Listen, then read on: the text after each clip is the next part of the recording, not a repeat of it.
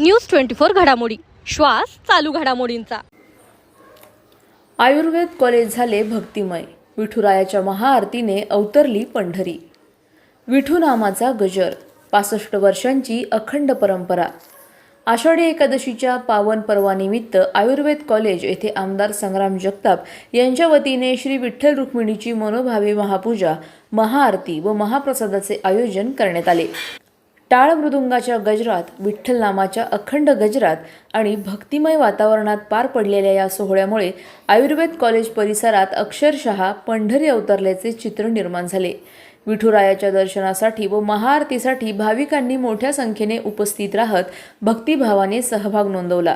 यावेळी आमदार संग्राम जगताप म्हणाले की महाराष्ट्राच्या संतभूमीने संपूर्ण भारताला अध्यात्म, भक्ती आणि संस्कारांची दिशा दिली आहे। संत ज्ञानेश्वर, संत तुकाराम, संत नामदेव यासारख्या संतांच्या पदस्पर्शाने पावन झालेल्या या भूमीत आषाढी एकादशीला लाखो वारकरी पंढरपूर येथे श्री विठ्ठलाच्या दर्शनासाठी पायी जातात। आषाढी एकादशी हा केवळ धार्मिक उत्सव नसून श्रद्धा, समता, भक्ती आणि संस्कारांचा महापर्व आहे।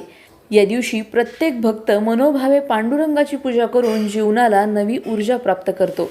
ते पुढे म्हणाले की जगताप कुटुंबीय गेल्या तब्बल 65 वर्षांपासून वारकरी पायी दिंडी पालखी सोहळ्याची अखंड परंपरा जपत आहे। आमचे आजोबा कैलासवासी बलभीम जगताप यांनी सुरू केलेला हा धार्मिक वारसा आमचे वडील कैलासवासी अरुण काका जगताप आणि आता आम्ही पुढे नेत आहोत। प्रत्येकाने आपल्या धार्मिक आणि सांस्कृतिक परंपरा जपल्या पाहिजेत। धर्माचा विचार हाच संस्कारांचा मुख्य पाया असून समाजामध्ये चांगले संस्कार रुजवण्यासाठी धार्मिक परंपरांचे जतन होणे अत्यंत आवश्यक आहे। छत्रपती शिवाजी महाराजांनी संत महंतांचे विचार आत्मसात करून हिंदवी स्वराज्य उभारले। त्याच आदर्शावर चालत समाजात संस्कार आणि अध्यात्म जपणे ही काळाची गरज आहे, असे प्रतिपादन आमदार संग्राम जगताप यांनी केले। प्रतिनिधी स्वामी गोसावी, न्यूज 24 घडामोडी, अहिल्यानगर। आपण जर पाहिलं तर हा महाराष्ट्र, या महाराष्ट्राने नेहमीच या भारतभूमीला दिशा दिलेली आहे आणि दिशा देत असताना याच्यामध्ये प्रामुख्यानं अनेक साधू संत यांच्या विचारानं पावन झालेली ही भारतभूमी आहे।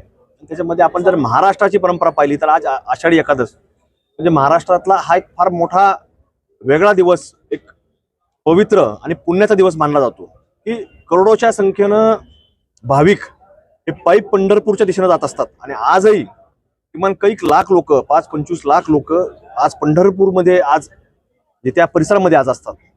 मग कुणी कळसा दर्शन घेतं, कुणी मुखदर्शन घेतं, कुणी मंदिराच्या बाहेरनं, गावच्या बाहेरनं प्रदक्षिणा करतं, की जेणेकरून त्याच्या मनामध्ये एक वेगळी भावना असते की आपण पांडुरंगाचं दर्शन घेतलं पाहिजे। म्हणून तो दिवस आज अत्यंत पवित्र दिवस मानला जातो। म्हणून ह्या हिंदू धर्म संस्कृतीप्रमाणे आपण पाहतो की वेगळ्या वाऱ्या या दिंड्याच्या निमित्तानं देखील त्या ठिकाणी पोहोचत असतात। आणि म्हणून प्रत्येक ठिकाणी आज प्रत्येक गाव खेड्यामध्ये देखील जे वारी जात नाही किंवा जाऊन आलेले लोक अगोदरच एक दिवस अगोदर पुन्हा आपल्या गावी परततात, तिथं मनोभावे ते पांडुरंगाची पूजा करतात।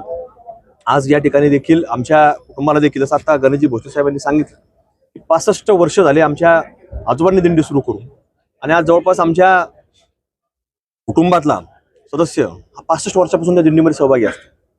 आणि मग ह्या वारसा चालवत असताना कुठंतरी अध्यात्म, धर्म ही विचारधारा ही सातत्याने जोपासली गेली पाहिजे। त्याच्या माध्यमातून आमच्या वडिलांनी देखील ते कार्य सातत्याने सुरू ठेवलं। आजोबांपासून ते विचार पुढे आला म्हणून कुठंतरी सगळ्यांचं, विधाते सर असतील, जे सगळे ज्येष्ठ मंडळी असतील, यांनी देखील सुचवलं की कुठंतरी असते नसल्या कारणानं आपण कुठंतरी ही महाआरतीचा कार्यक्रम केला पाहिजे। आणि म्हणून तो महाआरतीचा कार्यक्रम आता यावर्षी त्यांनी सुरू केलेला आहे। दरवर्षी त्यांनी आता तो सुरू ठेवावा, महाप्रसादाचा कार्यक्रम सुरू ठेवलेला आहे।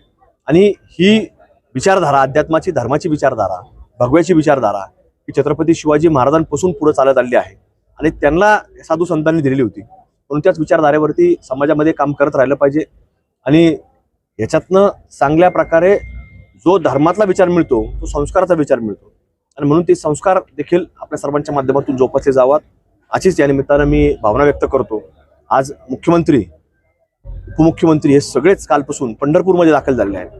सर्वांनी तिथेही पहाटे पूजा केली आहे। प्रत्येक जण आपापल्या स्तरावरती आज प्रत्येक तालुक्यामध्ये, प्रत्येक गाव खेड्यामध्ये पूजा करतोय।